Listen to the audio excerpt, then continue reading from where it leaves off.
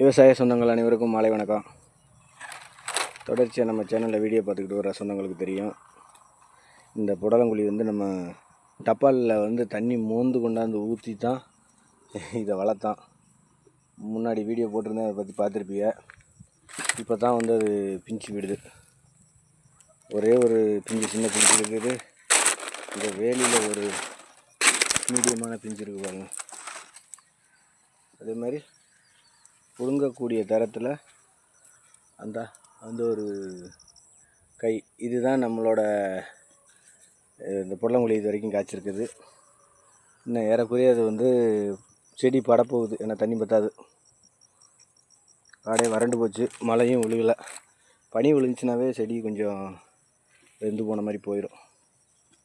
Okay பாருங்கள், ஒரு 3 பிஞ்சு நம்ம பிடுங்கிறதுக்காண்டி, காய்ச்சது 3 பிஞ்சு தான், அதுக்காண்டி எவ்வளோ காலமாக தண்ணி ஊற்றிக்கிட்டு இருக்கோம்.